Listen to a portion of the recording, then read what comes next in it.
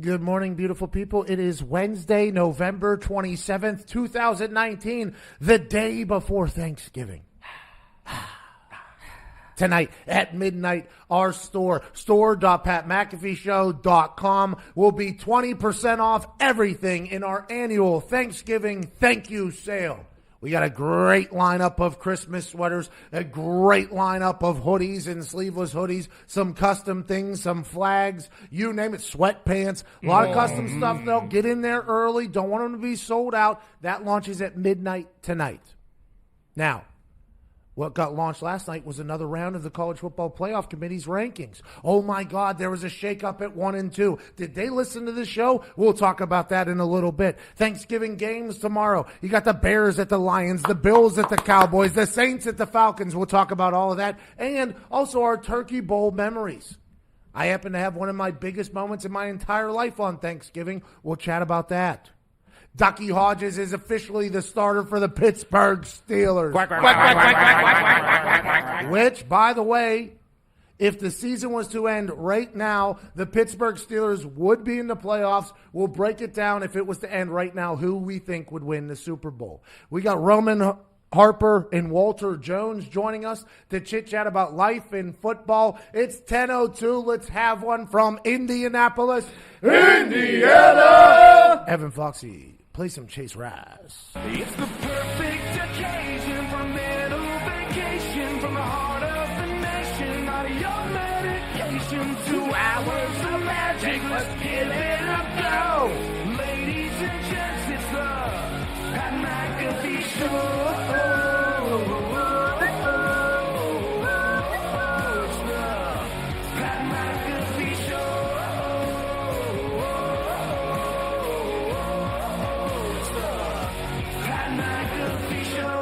Yes, it is, Chase Rice. I appreciate you so much. It is Wednesday, November 27th, joined by everybody. Todd's on the casting couch, DJ Nick Moreau, at Tone Diggs with a fresh haircut, Ty Schmidt, Jason McAfee, Zito, Foxy, and Canadian Gumpy, who hasn't been deported just yet. Nice. Soon, though, right? I think you're going to be deported relatively soon. Got another week. Attaboy. Congratulations. Thanksgiving, I'm thankful that you're still here, not being kicked out of the country. Apparently, it is very difficult to become a citizen of this country. Very. I mean, I don't dive deep into the politics much, but Gumpy from Canada has a job waiting for him here in America, can't get in, can't get paid, and gets kicked out. And if he comes across the border with more than one bag of clothes, they will take that from him and send him back home because he is obviously not just coming for a vacation. I have an idea. All right? We dress him up as a turkey, and we get him pardoned. All right, so we take him right to the White House. To the White House. That's smart. I think we take our illegal immigrants in a turkey outfit. In a turkey outfit straight to the White House. I will say this. Thanksgiving is a holiday that I think everybody should love. Mm-hmm. Oh, yeah, it's the best. Like Halloween. Now, granted, you got the super Christians that don't like Halloween because it's changed from what it used to be, and they've taken advantage of it. You got the super Christians that don't love Christmas either because it's not about the fat guy coming down the chimney. It's about the guy that was born in a farm, barn, stable. Then you got the Hanukkah, obviously. They don't believe in the sequel, but they believe in 8 Crazy Nights. It's a great time. But Thanksgiving is one that I think everybody can really rally behind because when Thanksgiving was founded, it was before, I think, the Caucasians did anything too terrible. It was back whenever they were tag teaming with the Native Americans as opposed to burying the Native Americans. Right. So this is something that we can really celebrate. It's a time of year to be grateful and thankful for everything. And I think in this particular office, we have a lot to be thankful for. Mm-hmm. Love these lights, love these cameras, love our day-to-day, love our show. Love that the Thursday night football season is coming to an end tomorrow night. Very, very grateful for that. What a run. What a run. Get a little sleep. Yeah. But, I mean, whenever you sit down and just start stuffing your gullet down there, I think there's a lot of things to think about. If you're eating the white meat on a turkey, you got something wrong with you, I think, in my eyes. Mm-hmm. Zito, you give me a nasty look. Is that your favorite? Is the white? No, I like that dark. Me too. There are people that prefer the white, dry, need all the salt, turkey meat. Yep, that's me. You like it. Yeah, and I just douse it in gravy. You Douse go it in gravy. So you go to the top of the turkey, take the dry stuff, and say, "This is for me." You guys take all the tender, delicious turkey for yourselves. Pretty much. Team player. Put quite a bit of salt, quite a bit of pepper on there, and then, I just douse it in gravy, throw some taters on top. You can't tell the difference. I'll grab the leg. I'm a leg guy. Yeah, it's a good move. I like to feel like a caveman. I like to be a barbarian. The problem is, if you have a natural one with no GMOs, it's only 2 available per turkey.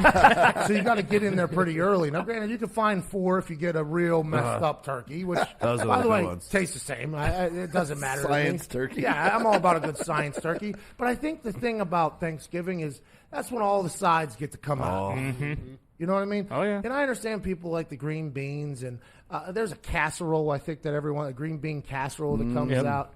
What's that? I love it.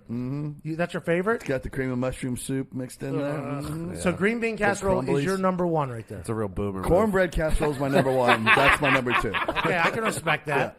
For me, stuffing is the winner. It's filled with carbs. It's like a little sandwich every time you get a chance to eat it. It feels like you're enjoying Thanksgiving. Now, granted, I'll go with the stovetop over homemade stuffing 10 days out of 10 days every single time. There's also other sides that people enjoy. Mashed potatoes. Starch overload. I'm not a mashed potato guy. Really? Not a mashed potato guy. I actually don't enjoy steak fries because I feel like it's too similar to mashed potatoes. I'd agree with that. I can see that. I I think don't like steak fries either. I But don't mashed like- potatoes are. you like mashed potatoes. Love them. I like triple baked potatoes. Oh, that's Twice baked? Oh. Twice baked. Those ones. I like those ones. Delicious. Potatoes au gratin, I believe, is also a way to describe that. I like that stuff. But for me, stuffing takes the cake, literally. And I enjoy ham too. I know. Oh, yeah. I think that's maybe a Jesus' birthday thing. A lot of people like to celebrate with the ham.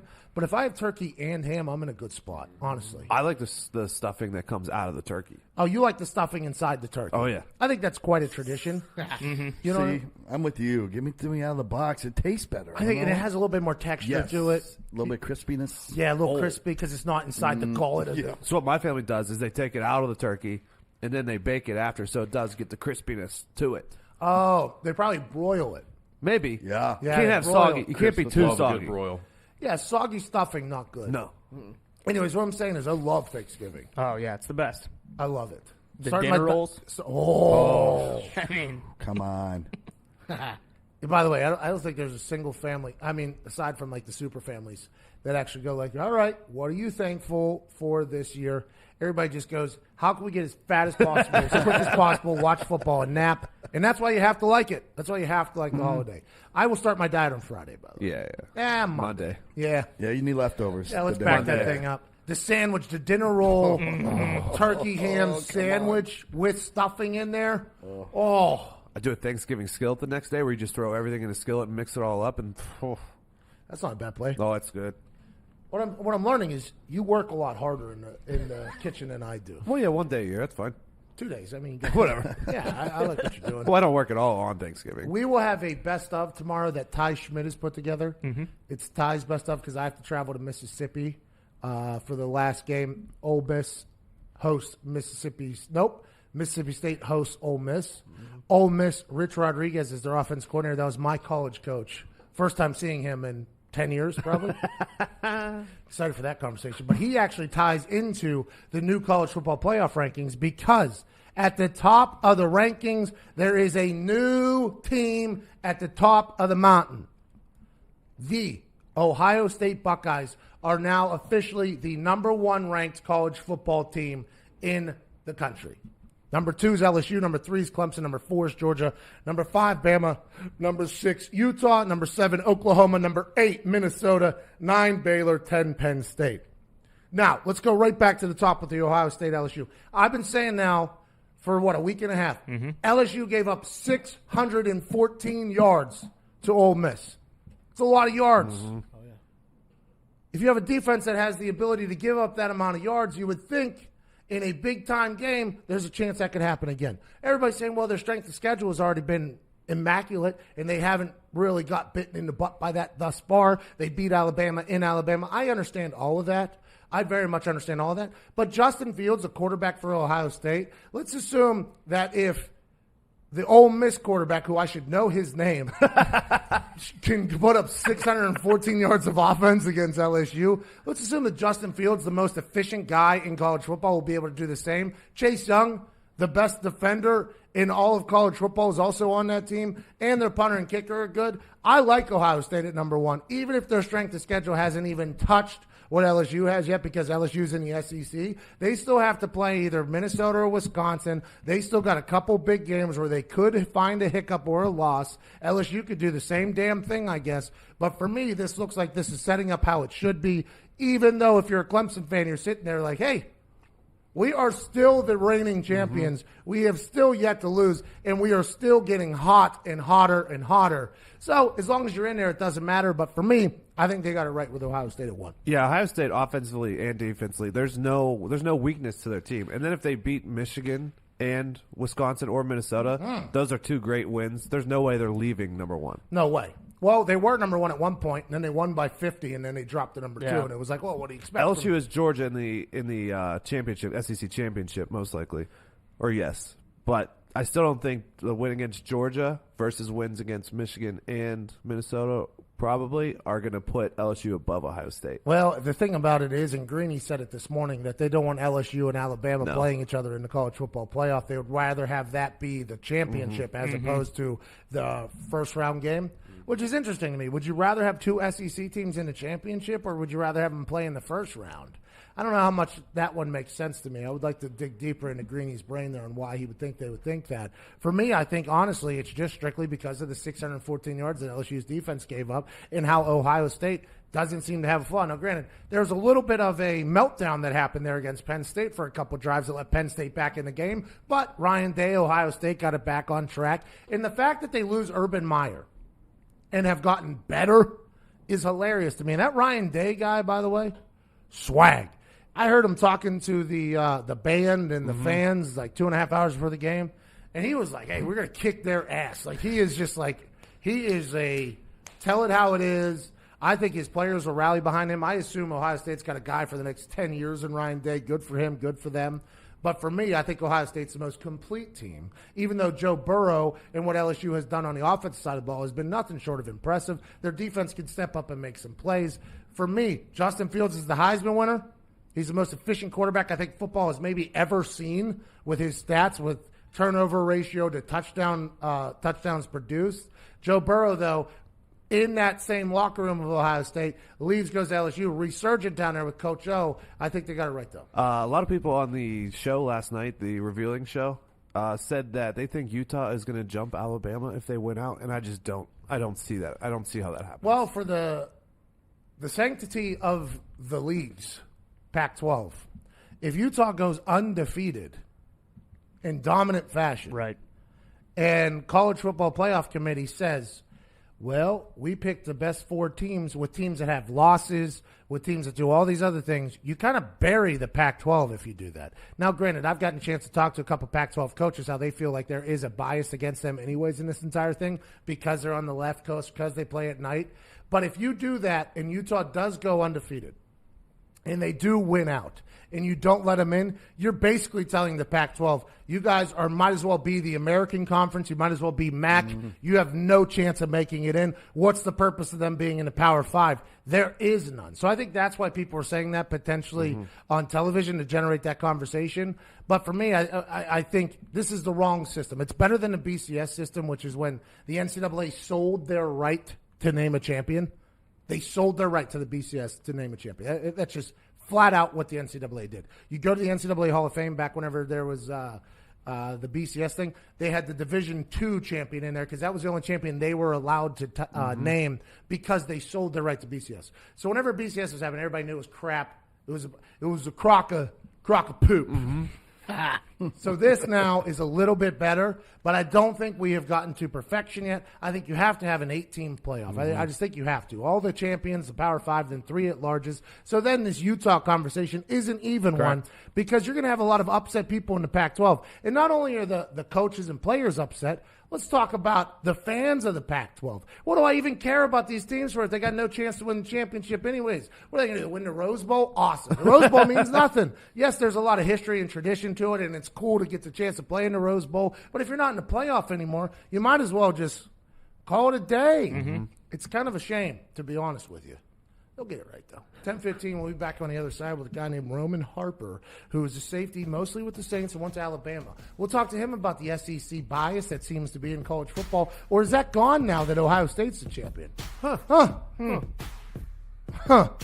think Roman Harper also had a pick six in a particular Super Bowl that kind of ruined my life for a little bit. Talk to him about that. 10:16, you're listening to the Pat McAfee Show.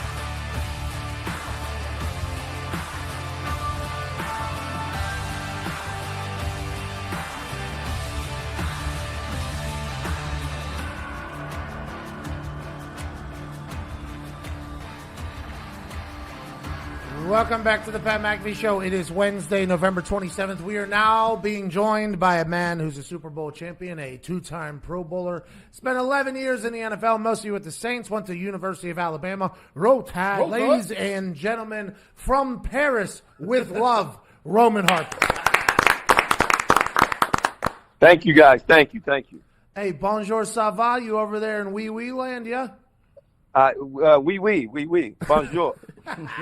What are you doing? Stopping by the Louvre, taking some pictures with that thing you're not allowed to take pictures with?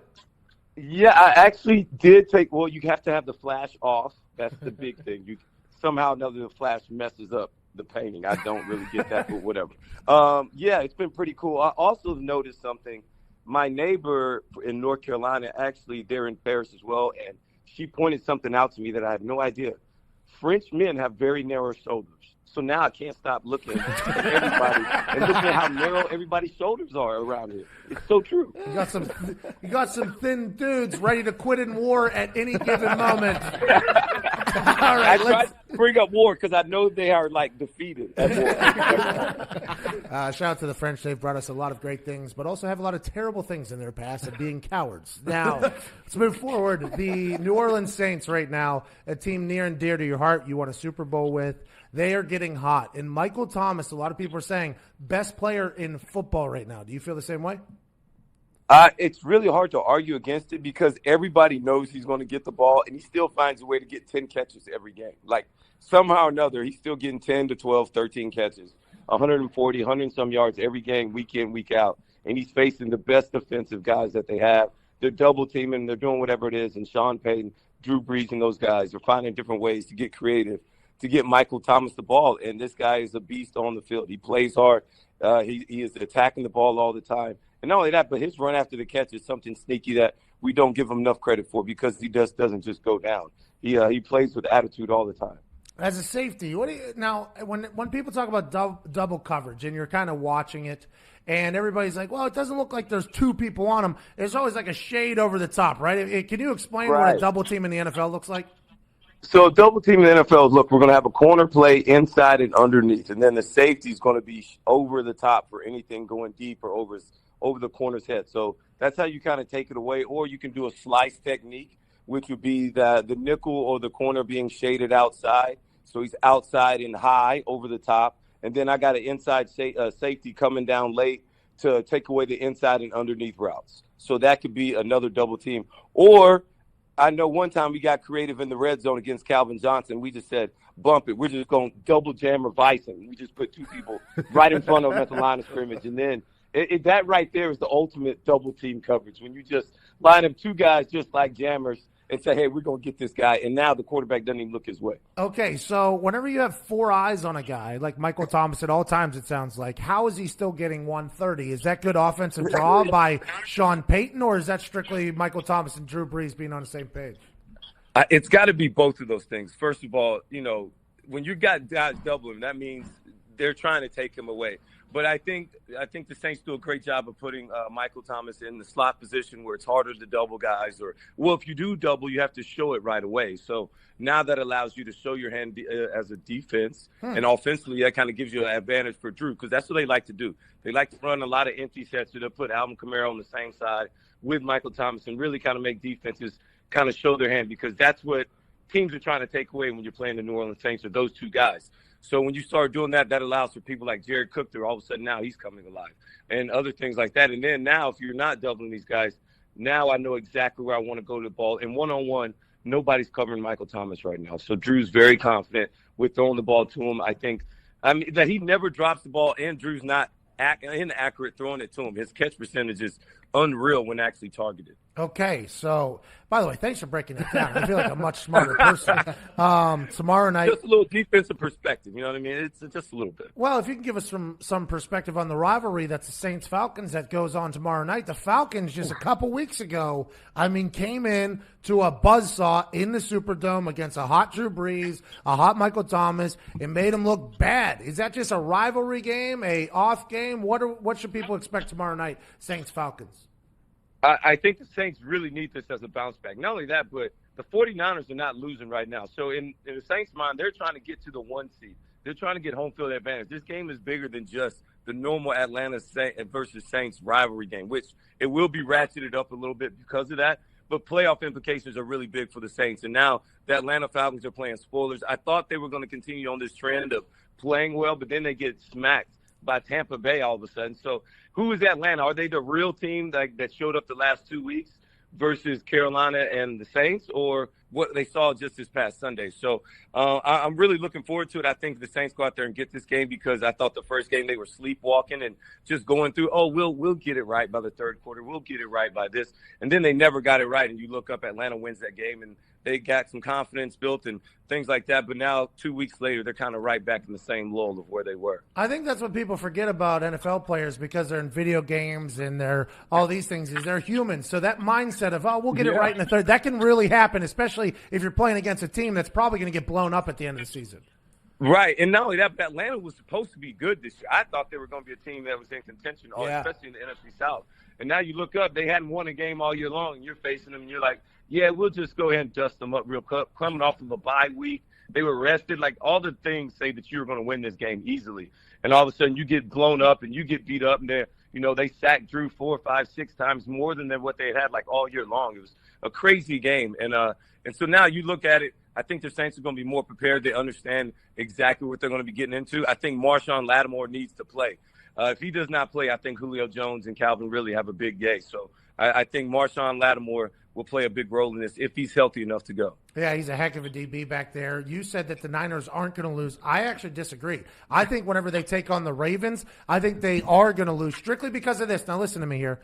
You're a big defensive guy. You've obviously watched the Niners defense be very dominant. It seems like to me with the Cardinals and a couple other Seahawks, if it's a good offensive line with a mobile quarterback, that defense can struggle. By the way, every defense can struggle with that, but that might be that defense's kryptonite. Do you think Lamar Jackson and the Ravens have what it takes to go in and beat they're at home, but beat the Niners in that defense?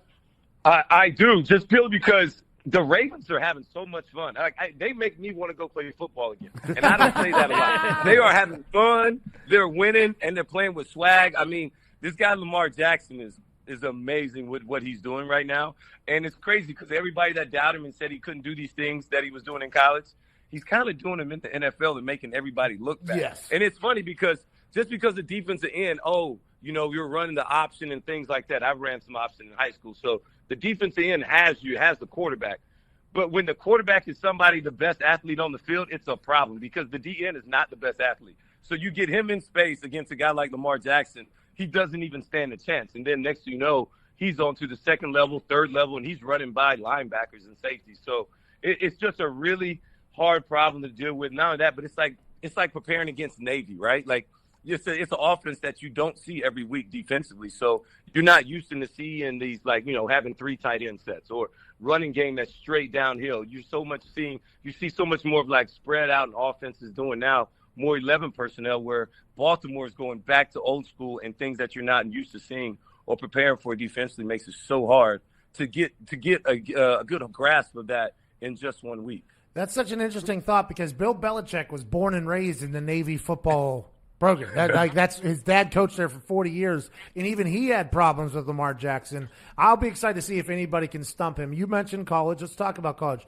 Do you still follow college football, Roll Tide, and all that stuff? I mean, that's the only ball I really follow. I mean, the NFL, NFL teams ain't paying my house note no more, so I don't care about it. Roll Tide, baby. Roll Tide. Okay, they're currently sitting outside at number 5, looking in at the college football playoff, but a lot can happen in the SEC. How do you feel about Ohio State being ranked 1 over LSU, Clemson 3, Georgia 4 right now with Bama sitting at 5? I think Ohio State's been the best team in college football. I agree.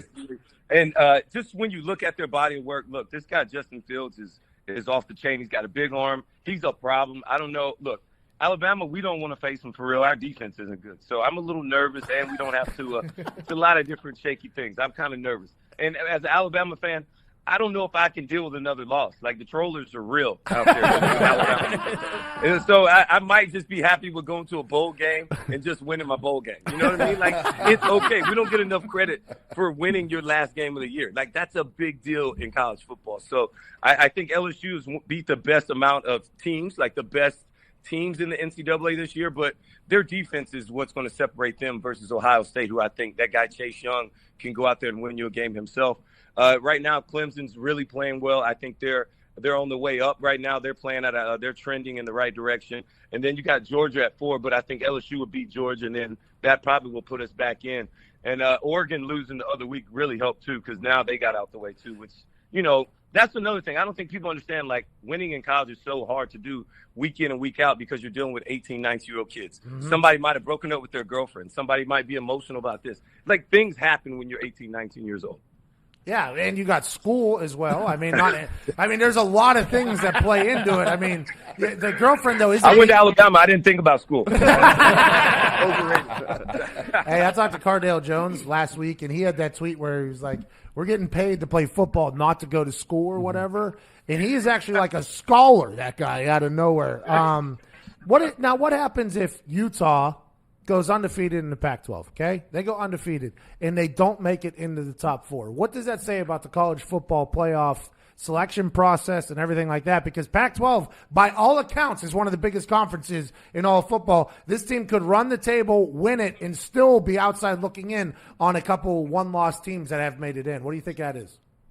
Well, I think the biggest thing is you have to win to get in. Like, you can't lose games in the Pac-12. Like, you just can't do it.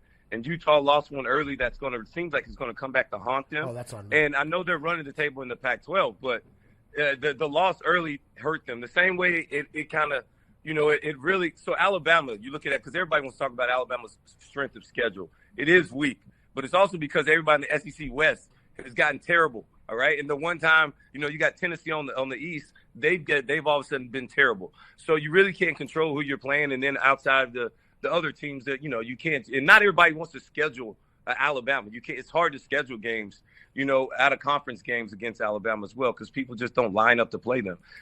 So you do this, so you look at the count of, like, the loss was to who. And right now, Alabama has the best loss of all the one-loss teams when it's coming from LSU. So that's why I think they get the nod.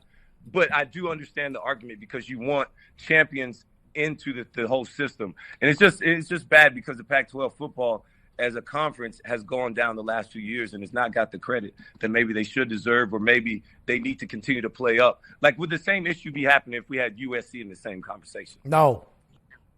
That's exactly what I'm saying. So I think Los Angeles, that's why. That's because it's Los Angeles. I think everybody knows that. You know what I mean? I think that is exactly what it is. It's tradition and everything like that. Now, the interesting thing to me will be if Minnesota goes on to win the Big Ten championship and beats Ohio State. Ohio State has one loss in the championship. Does Ohio State drop out of the top 4 all of a sudden? Does Minnesota jump in? Georgia lost to South Carolina, almost lost to Kentucky. They're in. I mean, what is there's so much subjective conversation that has to happen. I think that's why they keep everybody but the Oregon AD anonymous. It's like a jury for a murder trial. You have no idea. Well, it's bad. Well, I think that's the best thing that happened to the Oregon AD was Oregon losing. So now he's not going to, like, get killed for not putting his own team in or not standing up to make sure his own team gets in if they win the Pac-12. Now, look, you're right. That would be a cluster, if Ohio State loses. Because these teams, they need to get in. Like, these teams need to win. Clemson's another team. If they slip up somewhere, how could you not want to put Clemson in if they've been this good all year long? And now you got all this jumbled up group of these one-loss teams. How do you pick one in? Not only that, but Alabama without Tua Tagovailoa. And they said they would include injuries when it comes to all these things. So how do you not? So trust me, if I'm a playoff committee, I want these teams to stay undefeated so I can just slowly select my team and keep getting them in, and don't let these other teams get in. Like, it's just, hey, look, if you don't have an invite to the party, you can't complain about how the party wasn't fun. Oh, no, I was just saying, like, if Georgia does beat LSU and then Minnesota does beat Ohio State, who knows what's going to happen? It's a complete nonsense. It has to go to 8 teams, 5 champions, 3 at large. Keep it moving. That's just the way it goes. Speaking of keep it moving, hey, good luck on the rest of your vacation over there. Check out those thin shoulders. Make sure you feel like a real alpha over there. And we can't thank you enough. You're incredible, man. Ladies and gentlemen, Thanks, Roman man. Harper. Appreciate it. I'd love to come back on, guys. Again, thank you, guys. Cheers, Pat. Roll Tide, baby. Hey, roll tide. Merci beaucoup. Au revoir. Bonjour, ça va. Au revoir. Bonjour. Au revoir. See you later, man. his neighbor in North Carolina is there. Wild. That is wild. Small world. Oh, Jake, show me a soda. some great breakdown there. By the way, I'm a college football analyst. Had no idea Utah lost. That's good. Non-conference. You were right, though. Oh, yeah, okay. Through No, the they lost conference. to USC. Yeah, got it. Yeah, of course that's what I meant. Of course. Yikes. Hey, he broke down Yeah. everything there. Felt really really good. Yeah, because like T.Y. started, whenever T.Y. started getting double teamed instead of Reggie, whenever we would play New England, I was always like looking, and I was like, I don't think he's getting double teamed. And somebody was like, no, you idiot. Look at that safety just staring at him the entire time. I'm like, oh, that guy's also covering him? Yeah, I'm like, oh, it makes so much more sense now. But the jam, like Gunners, Oh, he was yeah, talking yeah. about on Calvin Johnson, if you're a wide receiver and that happens, that has to be the best feeling in history. Like your negotiation power. Look, I got two guys within 1 yard of me just taking up the, and still the Lions won't pay Calvin Johnson. Classic. Unbelievable. It makes no sense. You snuck that in on a broadcast. Was that last week or 2 weeks ago? I died. Georgia The Tech. Georgia Tech Yeah. game, yeah. Yeah, the Lions chose not to pay him. It's never going to end. They could still pay him right now, by the way. Yeah. Oh, yeah. They could right their wrongs right now and still pay him. But the Ford F-150 is getting dragged by the Cybertruck. Cybertruck, let's go. I tweeted Elon Musk last night. I thought there was a chance I'd get an answer. He didn't respond Yet. yet. He's got to come back to Earth. Yeah. He's got a lot on his plate right now. He's probably creating it right now. That was a good question, too. That's what's next. Hey, pal, can we get a jetpack at some point? He's probably like, good idea. Haven't thought of that yet. Hops in his little SpaceX, takes off back to his planet, starts walking around. Have we figured out jetpacks yet? Yep. Bang. Hops back into SpaceX, comes back. Cybertruck, jetpack combo. Such a funny thought that he's like a janitor in his planet. It would be a thought that he's like the white trash of his planet that he comes from, and then he comes to planet Earth and he's 4-time billionaire, I think. You think you're getting a free jetpack with the purchase of the Cybertruck? I think so. I think it's a that's a combo deal. pack. That's awesome. You want a side of fries and a jetpack? That Cybertruck, the more and more I look at it, by the way, it's like an English bulldog. Oh, yeah. The ugliest dog on earth, but whoa. man, it's so cute. That's what the Cybertruck is. It's so ugly. I'm like, that thing's awesome. Got no side mirrors. The windows break. Are they all just that silver? I gray hope so. color? Yep, I gun hope metal. so. Gun metal. Wow. Dentless. A lot Unscratchable. of people have brought up the fact that he potentially sees something coming where Earth is about to be, So we don't care about the look of the. That's a no. good. So if you're in the Cybertruck and Yeah. everything starts coming in, you can't dent it or anything. It's like your escape or your survival. Ultimate apocalypse vehicle. yeah, Yes. great apocalypse vehicle. Yeah, it's supposed to be as fast as a Porsche or something like that too. It would look good in matte black.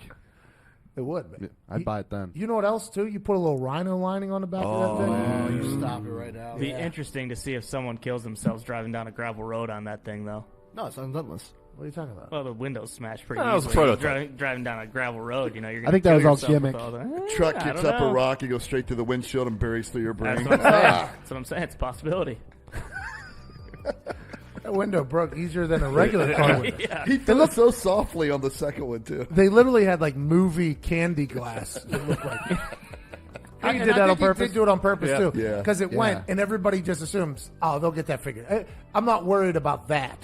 Elon Musk is like, yeah, just let's have him break the glass because everybody knows we'll figure it out. Made he the knew it would video go viral. Yeah, it went super viral because of it. Yeah, I didn't even know they were having an announcement, by the way, until then. Genius. true. He's a genius. Elon Musk does. I think him and Groening, Pals. yeah. But I would like a jetpack, especially with this smooth jazz. This is actually from a listener in Italy who sent this in. We're an international show. Wow. Conversation in France, music from Italy. What's the name? This is Moon by Purple Palm. If you've been thinking about your home security, there's no better time to get it than right now.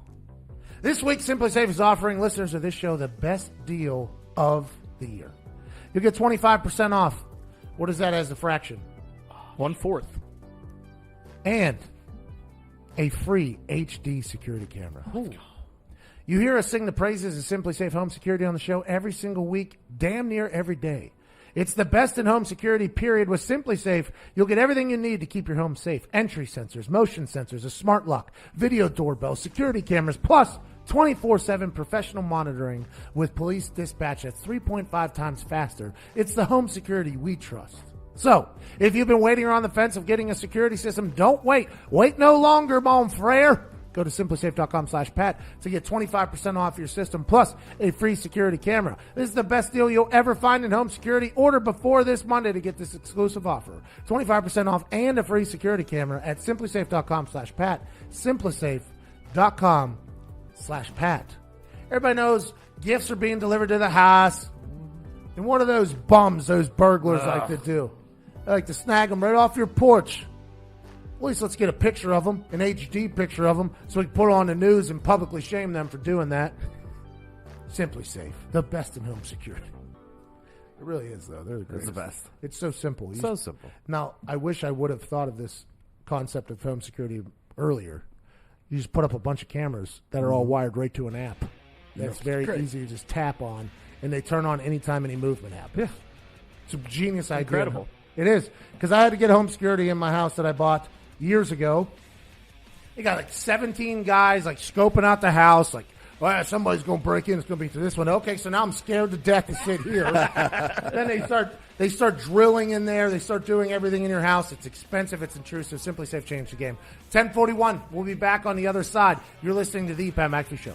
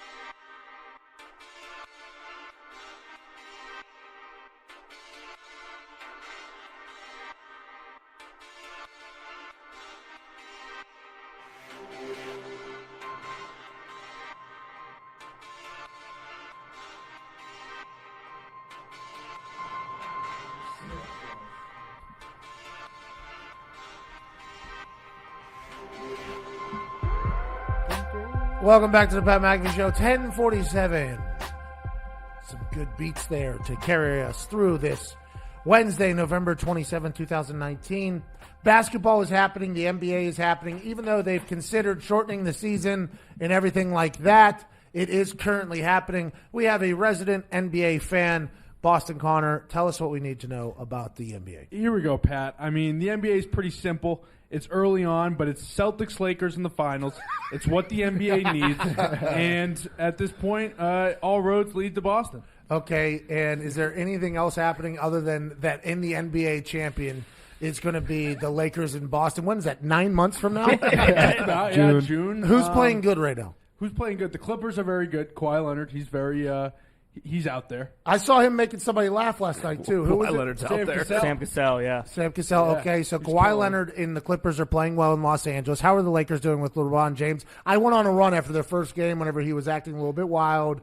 I said, LeBron, you can't do all the things you've been doing. The Taco Tuesday stuff, the this stuff, the that stuff, and then lose. And it turns out they haven't lost much since, right? No, not at all. I think they're like 14-3. 15-2, yeah. They haven't 15-2. really played Yeah, I mean, anybody, I tried to though. give them a couple They haven't extra played goals. anybody.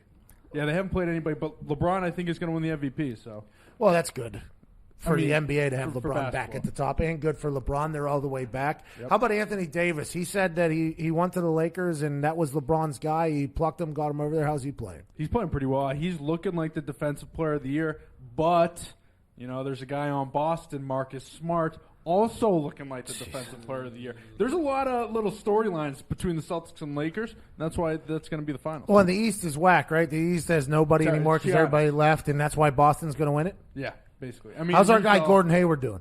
Sure. He broke his hand like he's a piece of glass right now. He broke his hand like tapping some dude. It was He was tough. playing great before he broke his hand, though. serious? He is, yeah. Oh, my God, that's our guy. Yeah, he's going to be out for a while. What do you have, like a Are 40? you serious? Yeah. Yeah, I think he had a 40-point game the game before he broke his hand. yeah, he 39. was crushing it. I knew he was going to come back and slaughter, too. He came on the show and said he doesn't do the Twitter anymore. He just focuses on basketball, and he's out again? Again. Oh, he can't even game either. That sucks. Okay, yeah, he's a big gamer, I guess. How about Taco? You guys still have Taco? Yeah, we still have Taco Fall. Taco Fall's killing it in the G League, though. Have you seen Taco yet, Pat? Yeah, he's a 7'9" guy. Oh, yeah. He's a specimen. Yeah, his dad played in NBA, right? I mean, I'd assume.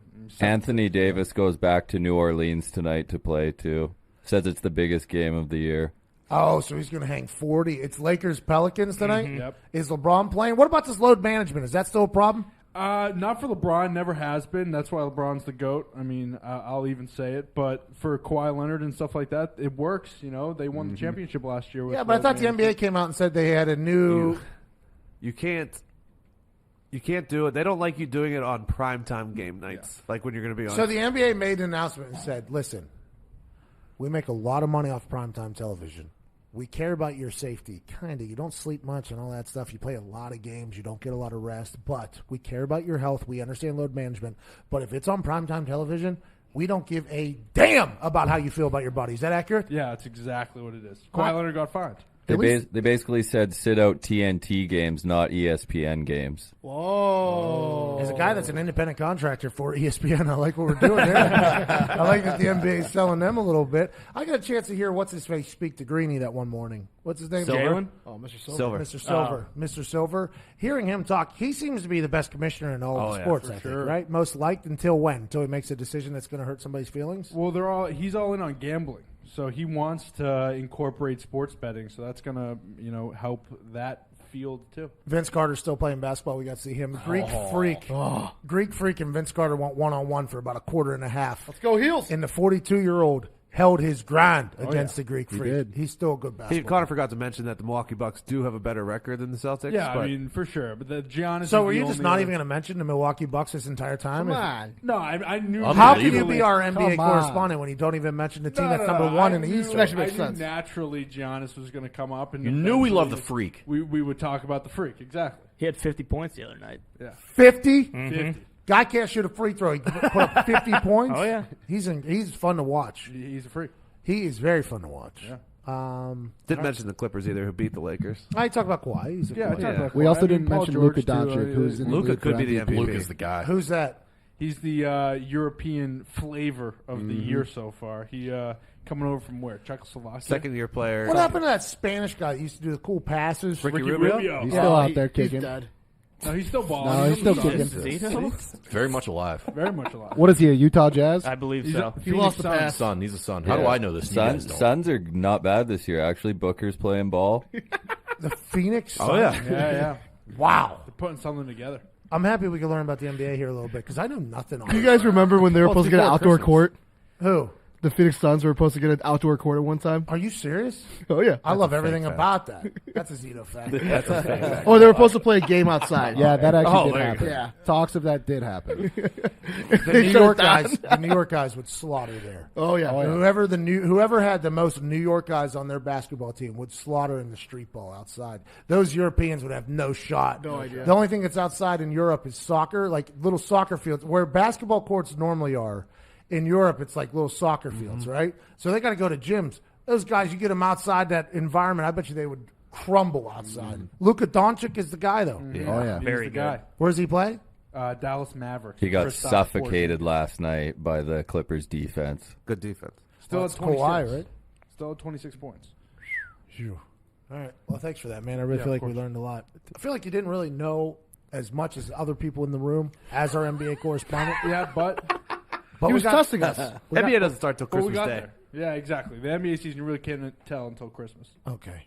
But it's Lakers Celtics locked, guarantee. It's November 27th, Guarantee. 2019. You're locking it up. Guarantee. All right. Well, I appreciate that. Why? Connor.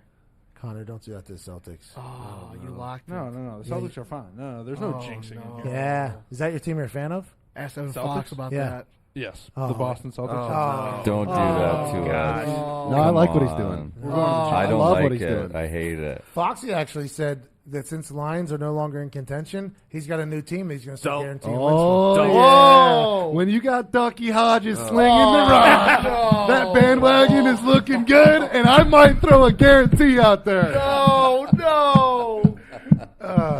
So you ruined the Celtics, and Foxy just ruined the Steelers. 10:54 here, Wednesday, November 27th. I'm happy we could do that for people.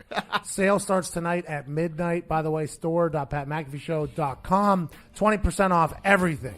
We got Christmas sweaters, we got hoodies, we got sleevelesses, we got sweatpants, we got custom stuff. We got Zito claws. Oh, that's a good one. By the way, I took the picture. You did take that. Great picture. Greatest photo taken to be a member. I respect it. Zito's all wifed up, by the way. Posted on Instagram. Oh, Hey. Portillo's official. It's Wednesday before Thanksgiving. I don't know how we're supposed to take this show seriously. We'll be back on the other side with more riveting conversation about the College Football Playoff Committee's selection of one group of 18 to 22-year-olds over another group of 18 to 22-year-olds. That actually means nothing until they play the rest of their games. It's just fodder for us to conversate about. Ohio State's the best team in the country, no jokes. I think the Patriots could win the Super Bowl again, by the way. I have a bad feeling. Whoa. We'll talk about that on the other side. I'm very scared. In the NBA, Celtics are screwed. Who's going to step up for them in the East? You're listening to the Pat McAfee Show. I have no clue why.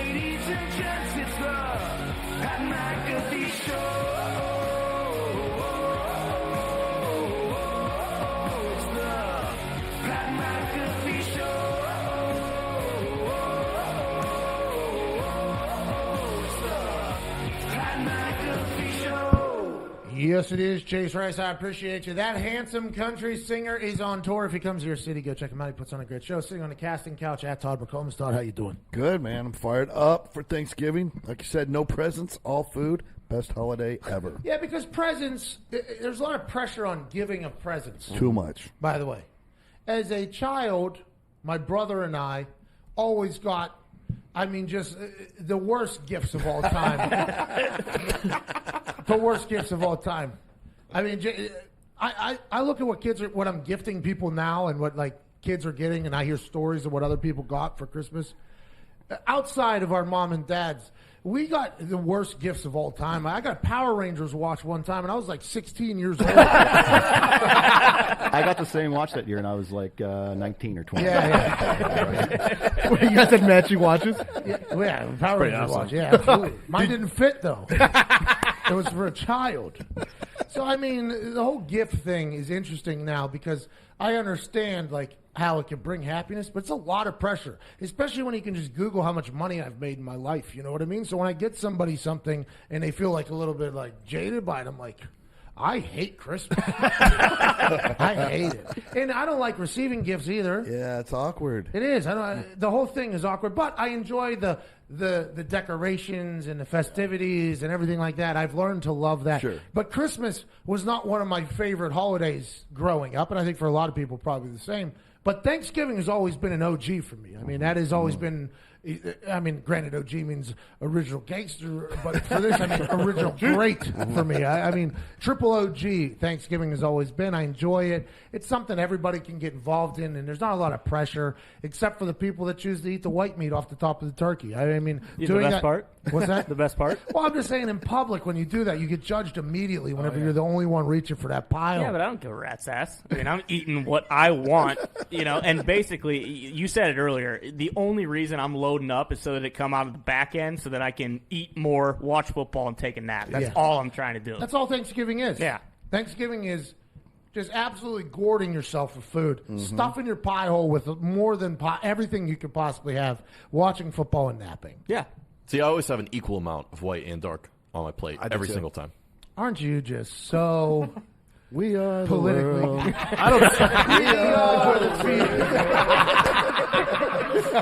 We don't see color when it comes to turkey. I do. Hey, I'll tell you what, the white's not good. The dark meat is by far the best. Give me that leg. Preach. Zito is just what I'm there for. Oh, yeah. But really, the party only begins when stuffing walks in. That's really how it goes. We're excited for Thanksgiving. We're pumped up about it. You're right. DJ Nick Maraldo. We'll get notable news with you in about a moment or two. Diggs is here. Ty's here. Jason McAfee's here. Zito, Evan, and Canadian Company, who's about to be deported in about a week or so. Let's dive into notable news with Nick. Ladies and gentlemen, his name's Frank. We call him Nick. Biggest news of the day, store.patmcafeeshow.com. Thanksgiving. Oh, yeah. Thank you sale launches tonight at midnight. 20% off everything. Everything must go. I think we're losing money during this. Yeah, crazy. Which is good, but that's a thank you sale. That's what a Thanksgiving thank you sale is. And some of the items, make sure you read the descriptions. We got some pullovers that are custom. Very, very nice. Very. Didn't do a deal with Starter or anybody else that does these. We made them ourselves. Very nice of the people that did that. About a size and a half too small, though. So if you're an XL, double XL. If you're a large XL, you get it. And if you're a double XL, this one's just not for you this year. We don't have any triple XLs this way. If you're French, it's true to size because you have narrow True. We learned that last hour from Roman Harper that the French guys have thin shoulders. You know why? Got to have broad shoulders to carry a lot of things. Oui. Yeah, you're right. Store.patmcafeeshow.com starts tonight at midnight. Custom stuff will sell out. Get there soon. Big news last night. Duke is upset by Stephen F. Austin after being a 28-point favorite. This is their first non-conference loss at home since the year 2000. What? The Stone Cold Stephen F. Austin boys were down 8 or 7 in the second half, come back and get a big win in overtime with a miraculous layup where the ball leaves his hands milliseconds before the red light goes off. Right there in Cameron in front of the crazies. Coach K loses another big one. We talked about this off show. Last year I talked, did Coach K lose it? right? Has he lost it? He had 2 of the top 3 draft picks or whatever on his team, couldn't win a national championship. Made it to the Elite 8, which any other school would be like, hey, we made it to the Elite 8. Like when WVU made it to the Elite 8, it was a celebration. Well, Coach K, it's like, hey, Elite 8, you get the number 1 recruiting class, you're expecting more. So the question arises in my eyes was, has Coach K lost it? Can he not coach talent? Then this year, here we are early with them losing to Stone Cold Stephen F. Austin. You have to ask the question, is the one and done evolution of college basketball, which Coach K was always against, now he's given into because of the recruiting classes being so talented, is that what's hurting Duke and what's going to eventually end the Coach K run? Stephen F. Austin, a lot of these smaller schools, they get 4 years with the guys, 3 years with the guys. They can build them up, teach them up. And Coach K only gets 1 year with these guys now, doesn't get a chance to fully shafashkeet them. How's that have a K at the beginning of that? I don't know. We'll never understand. That's a real question, though. Is Coach K's demise going to be because he gave in to the one and done because he had to, and he doesn't have a chance to fully Duke them into becoming the Duke that we have known for all time? Is that going to hurt Coach K? Is Coach K's time of dominance over? And now, is this an overreaction? Absolutely. But to lose at home against Stephen F. Austin is not something that a Coach K team normally does. A guy who's 90 years old, still has impeccable hair and energy. Is he losing it? I don't know. Go ahead. Well, it's one of those things where, like, Coach Cal always has it because he says outright, like, hey, listen, we don't know how to play yet. And, he continues. I don't teach defense till January. Exactly. Yeah. But Duke gets like 4 of the top 10 recruits. These guys come in, and then none of them knows who the guy is. Like outside of last year, we have Zion. Everyone defers to him, obviously, but it's like they don't know who the guy is supposed to be with 30 seconds left and like last shot. And also, those kids are all very nice to each other, I assume. They don't have a guy to go to. But when you don't get instituted into the Krzyzewski School of Basketball, that could potentially be a problem, too. I think the one and done is ruining college basketball. Oh. It's a real shame to see that happen. Just let him go to the NBA, by the way. Yeah. Just let him go. It's got to happen. Well, just let him go. Who cares? Why, are they going to go to the LeVar Balls League or whatever it is? What was that big baller league in Ukraine or something like that? So, I think the XFL is allowing players in after 2 years in college or whatever to kind of take another year. I'm not 100% sure. That was just a rumor I heard. And I guess I am kind of an analyst for them, but I have no idea about any of their rules. I learned that last week when I was talking to Cardale Jones. But at some point, there's going to be a basketball league with enough structure where these kids that are absolute studs as 17 and 18-year-olds, guys that can sell out arenas by themselves. At some point, somebody's going to put that together, and I just think the NCAA is just going to have to sit there and take it. It was this year or last year that one of the number 1 overall prospects or whatever went to play in Australia and get paid instead of going to the NCAA. Yeah, see, I like that move. Not going to get a move very far away from your home. Was it Australia or New Zealand? New Zealand. New Zealand, which is like enough. Australia, just better. That's from Flight of the Conchords. That was a poster hanging on Murray's Presence. wall. I love that show. I wish that show would come back. I think college basketball is done for. Potentially Coach K as well. I have no idea. Rest in peace to Sean Taylor. On this day in 2007, he passed away. He was only 24 years old. Good moment of silence there for Sean Taylor. So Everybody loved Sean Taylor. Everybody loved him. He was a G. He was so fun to watch play. Very good at football. He was how old? 24. That's so sad. Already had an All-Pro. Already had 2 Pro Bowls. T.I. said, no, T.I. rapped about it. Like, everybody talks good about Sean Taylor, it sounded like. Mm-hmm. What a shame. Still gets honored to this day. Great football player. Hate whenever people leave the earth too soon, like Sean Taylor did. The Lions might be in trouble on Thanksgiving. Jeff Driscoll showed up on Monday's injury report with a hamstring injury. Oh, can't run? Undrafted rookie. Foxy, help me out with this one. David Blau. I don't even know. I don't even know. Whoa! I don't even know. What's his name? David Blau. Is that who is started? potentially going to start. Purdue guy. Bloughh? Yes. Huh. I'll tell you what, Lions fans. You're in for a good one here with David Blau. Upset at Ohio State a couple years ago. This guy knows the big moment. And if Jeff Driscoll can't be elusive and has a little bit of a hamstring issue and can't run around like Lamar Jackson, I mean, what do we even have him on the field for? That is Jeff Driscoll's biggest upside, is how athletic he is. If he's got a pulled hammy, can't put him in there. Let's go with the Plow, handsome Plow, up there for the Lions, who are now on their third-string quarterback because their first-string quarterback, Matty Stafford, was never treated with enough respect up there to have a good team surround him. Hey, just like Duck Hodges, also undrafted, undefeated quarterback, you bring this guy in, guaranteed dub against the Bears on Thanksgiving. Let's go, Lions. So Don't you compare are Duck trying. Hodges to David Blau. He still might be better than Trubisky, though. Oh, shut up. We're done. So the Lions play every Thanksgiving. Yeah, it's tradition in my family to watch the Lions stink and just talk crap about them the entire time. And now they're playing the Bears, who also Stink. What so do you mean? if you lose to the Bears, that completely Stink. What's that going to be like for the family at the Fox house? It's going to be hilarious, actually. It's a lot of entertainment. There was one year, I think, where the Colts actually played the Lions. I think Peyton Manning threw literally 7 touchdowns in that game. It was 49-0. And they just, every year, they force you guys to maintain this tradition. It's traditional. Lions play on Thanksgiving. Yep, Every that's just the single way year. it goes. Detroit fans can't even enjoy Thanksgiving anymore because of the NFL's tradition. The Lions' record on Thanksgiving, 36-38.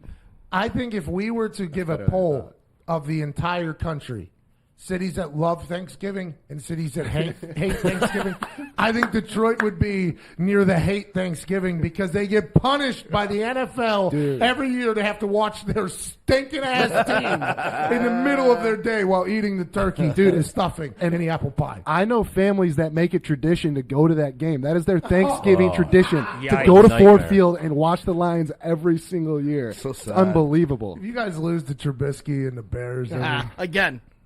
again, that's going to be a tough. Why test do for- the Cowboys and Lions have that Thanksgiving game? I don't know. Ford. I know Ford is the reason that the Lions have it. Ford? They have a deal with the NFL. They have to have a deal with the NFL to still own that team. When Yeah. the hell People that is. also calling for Martha Ford. Get out of town. Wow. I'm not saying that, but people are saying. Is this like an actual people? Yeah, are saying actually, it? people are saying that. Actual people are Yes. saying Is that Henry's daughter? that. Kayfabe, bro. And Firestone's daughter. People forget that tires. Yeah, they married together.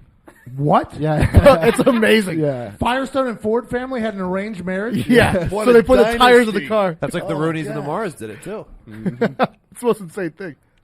What if the Lions get sold out of Detroit? To Cybertrucks?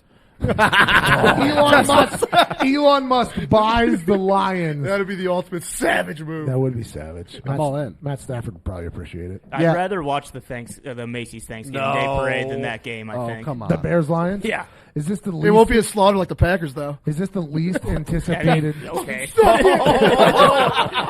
but that doesn't matter because the Bears are in first, or the Bears are terrible. They We suck. beat the Vikings and the Lions. We're coming all the way up. Well, then you're just going to be a loser for the rest of your life if that's what you fall back Whoa, on. We Ty. beat We the haven't Lions. lost by Chargers too. Remember the Chargers? Yeah, but the Packers are going We to the lost playoffs. by 1 field goal. The Packers are going to the playoffs. Is this pal. a conversation on who's better, the Packers or the Bears? Yeah, I I think mean, the Bears are on top right now. Yeah, I think you are wrong. With a horrible quarterback, by the way.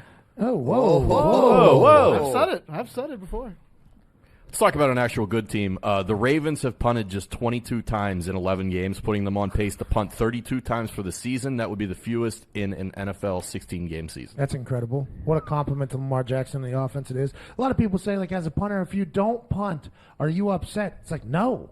That means we're winning. I like celebrating. I'm a happy person. I like to win. I'd much rather do that than lose. I assume there has been some punters in the history of the game that if they don't get to punt in the game, they're not happy about it. But I think the majority of punters are people that you like to have a beer with, somebody you like to go to maybe a cookout or a tailgate with, maybe a concert, listen to them sing Free Bird, have a good time. And I like to think that most punters just like to celebrate and have a good time.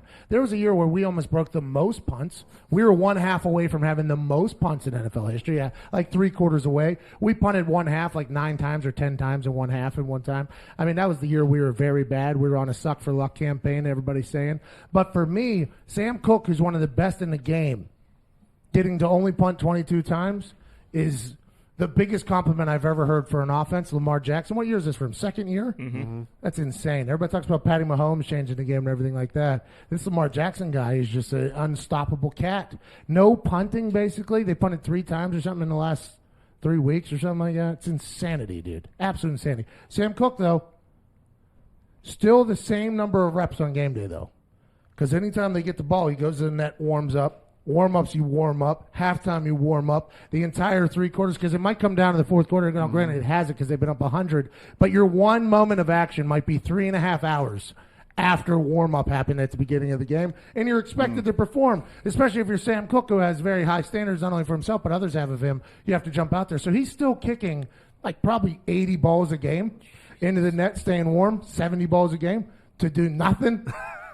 And loving it, by the way. Yeah, and he's going to potentially win another Super Bowl, which would be good news for him. A lot of people forget that Sam Cook in that Niners Super Bowl, the delayed safety where he runs to the right, stands in the corner, and then goes out of bounds. He won him a Super Bowl, basically. Everybody can talk about Flacco and the pass interference offensive strategy that they had. Sam Cook won him a damn Super Bowl. Superstar for the brand, by the way. Say that. Justin Tucker, on the other hand, is about to break records probably for the amount of points scored. They're kicking 45 extra points a game. It's an easy way to find out who's going to be the Pro Bowl kicker, who has the most points, like what offense is the best. That's why Gostkowski's been in there because you kick a lot of points, you score a lot of points. That Ravens offense is just scoring at such a rapid rate. I assume Tucker's going to make the Pro Bowl at some point. And if I'm Sam Cook, I'm happy I'm not doing a damn thing. I'm happy for him. I bet you he is, too. Take a year off. Yeah, 22 punts. You can say you were the best. Yeah, I'm great, man. How many times you punt? 90? I got 30 punts in. They might start punting more. They lost their starting center for the year. I know. That's a big deal because the reason why I thought they were going to beat the Niners was because of the offensive line. Now, granted, it didn't look like that held them back at all against the Rams. But I think because with the center and the guard, you can kind of save the center, I think. He's not really on an island as much. Aren't the edge guys who most people are worried about with the Niners, too? Yeah. Well, I don't know. Well, Buckner plays in the middle. That's true. Yeah, I think people are worried about the entire D-line. You know what I mean? Yeah. Who knows? Hit that music. I got to read something. I still like the Ravens. Yeah. Oh, yeah. Oh, yeah. Because he played against Aaron Donald, that guy, who had to come in. Right. Square off against Aaron Donald. Welcome to the NFL 2019. Starting center gets hurt. You have to go against Aaron freaking Donald right now. Knives. A lot of knives. Hey, Jerry Jones, one of the most electric interviews I've ever seen in my life at a Salvation Army event. He was on a Good Morning Football. Was that this morning? Yeah. Nate Burleson was on the show just on Monday. I don't know if you're ever going to see him on TV again. I don't know if he knows that. I'm assuming somebody might have gave him a heads up. But he might not be on television ever again. We'll get to that on the other side of the break. Newsflash. Now you can manscape without fear thanks to Manscaped, who is #1 in men's below-the-belt grooming. Manscaped offers precision-engineered tools for your family jewels. You'll feel fearless and fresh with Manscaped line of products, starting with the Lawnmower 2.0 with proprietary skin-safe technology. This trimmer won't nick or snag your nuts. Plus, the Crop Preserver and anti-chafing ball deodorant and moisturizer. I mean, why wouldn't you put deodorant on the smelliest part of your body? It's time to man up and stop using the same trimmer on your face as you do on your balls. That's just nasty. Thanksgiving is a time to change some things and be grateful. And what I think you should be grateful for is that you haven't developed some disease on your face from using the same trimmers that you've been using on your balls. Change that today. And thanks to Manscaped, manscaping accidents are finally a thing of the past. Feel fearless, feel fresh, and feel fine when you use the right tools for the job this time. Your balls will thank you, and so will your wallet. Get 20% off and free shipping with code AMERICA at manscaped.com. That's 20% off with free shipping at manscaped.com and use code AMERICA. That Lawnmower 2.0 is no joke. It's a plow. Not like the quarterback for the Lions. I'm talking about a plow like in the fields. It'll roll right through your pubic hair. I messed around and shaved my entire lower half the first time I got it. It's incredible. Go willy-nilly on your willy-nilly. We'll be back on the other side. It's 11:20. You're listening to the Pat McAfee Show.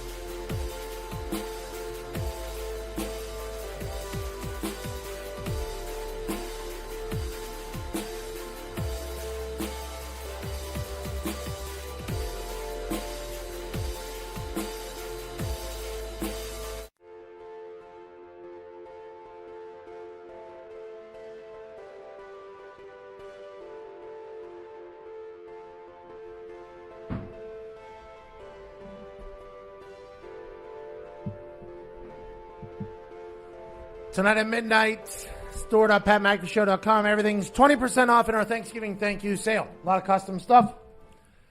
We'll probably run out of it. Hopefully. I mean, who knows? Ain't no laws with Santa Claus. Ain't that the truth? That a boy, Tone. Welcome back to the Pat McAfee Show. Before we went to the break, we were talking about, Jerry Jones. Jerry Jones. Mm-hmm. And the Jerry Jones comments from this morning on Good Morning Football, I think are very, very telling, and I think we should play them right now. Let's say this. I think all of us, including the fans, want to win a damn football game. Okay? Now, I know we've got a lot of other things to think about. Who's coaching, who's playing, who's compared to another player someplace else.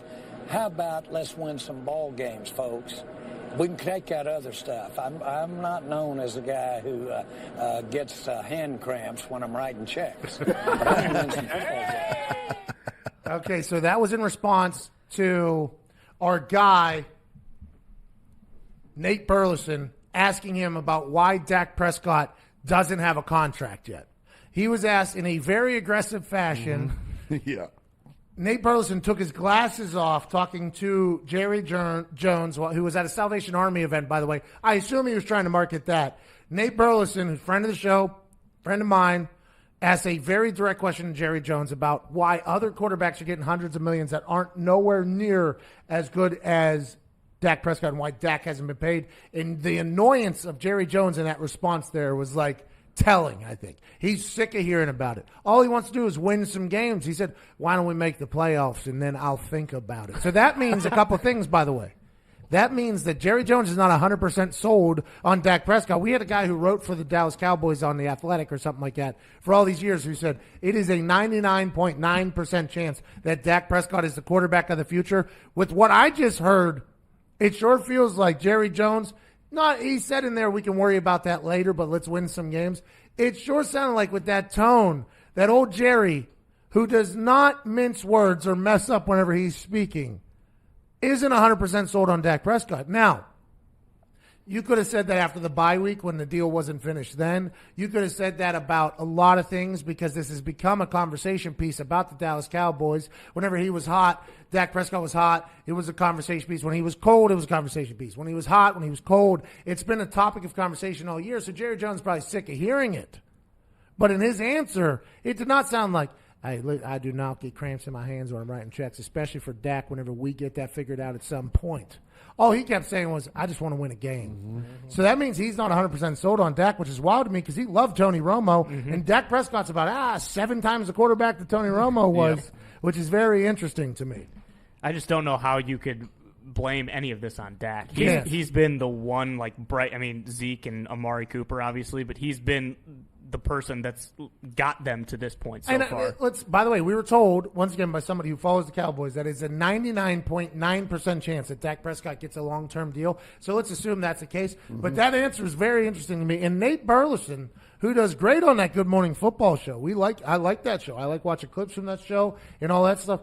The way he asked that question to Jerry Jones was hilarious. He put Jerry Jones on it there from the Salvation Army event when 2 other people were on the camera, by the way. I assume that was Salvation Army representatives, and they were just kind of bullied out of the conversation to talk about Dak Prescott and then a Jason Garrett question.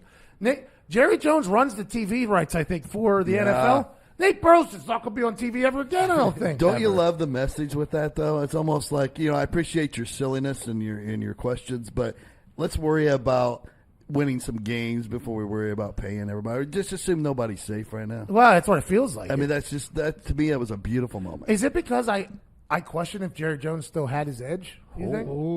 You think it's potentially because I question his edge? Now, granted, they went on to win a couple games after I did that, and everybody told me I was an idiot, but now they stink again, so it's back in conversation. But Jerry Jones was not happy with that. Then he was asked about the future of Jason Garrett, and Jason Garrett as the head coach of the Dallas Cowboys, and he said this. Let me tell you, no one in this country has earned the right to say, I'm a Jason Garrett man more than me. I am his man. And we want the very same thing, and that's for our players to play at their very best. And we want his staff to coach at their very best. The bottom line is we get graded. I'm in business. I don't have to win the Super Bowl in business every year. I can come in sixth and have a hell of a year. But in this business, you've got to come in first. You've got to come in first. And so fundamentally, you've asked for something that's a very narrow window to begin with. I want Jason to get it done. Hey, Jerry Jones should run for president, by the way. We're watching the video. We're kind of scared to show the video because we don't know if our YouTube will get a strike or not, or if the zone's even allowed to show it. So we didn't show the video because it's from the NFL Network, and we don't want to piss off Jerry Jones, by the way. Yeah. So that's the guy we don't want to make mad. But the way he was talking, he was like side-eyeing the camera. It looked like it was a presidential promo he was cutting. And then at the end, he's like, so you're asking for something that's very difficult to do. And I want him to do that. And he hasn't done it now for a while. I think everything he said in there is obviously very true. Nobody has supported Jason Garrett more than Jerry Jones, both financially and openly. Now, granted, he said a couple things this year that have made you question whether or not he was all in with Jason Garrett when he complimented Zimmer and then whenever he complimented the other stuff. I mean, that is something that he has done this year where Rex Ryan even said, I've never heard an owner do this type of thing to a head coach. Now, granted, Jerry Jones does a lot of things that not a lot of other owners do, but I think Jerry knows. I think Jason Garrett probably knows, too, in the business. Like, hey, haven't been able to get the job done. Expectations were very high for the Cowboys this year, as they are every year, because that's what the Cowboys are. They are a hyped team because everybody in their fan base is massive. Everybody knows that, and they're on primetime television a lot. But it sounds like if Jason Garrett doesn't get that job done, he's going to be looking for somebody else to do it. Now, we are reading into things pretty heavily here. We are saying it sounds like there's a chance Dak Prescott's not going to get that massive deal after this season unless they win some games. It sounds like Jason Garrett might not be their head coach again if he doesn't win the big one, which is very difficult to do by all accounts, and Jerry Jones even said that. Well, we could be wrong, but that thing this morning from the Salvation Army event they were having in Jerry World was awesome. This awesome television. And very thankful for Good Morning Football for giving us that. Jerry's right. I mean, there is no more bigger Jason Garrett guy than him. No one in the world besides Jerry thinks that Jason Garrett should have had a head coach in football, be a head coach in football for this long. And Jerry's let him do it. I just got a text from somebody that's in the know. Oh, boy. Shout out to that person, by the way. Shout out. Shout out. I don't want to say the person's name because I don't want to get in trouble. Source. Sources say no one wanted to play on Thanksgiving back in the day.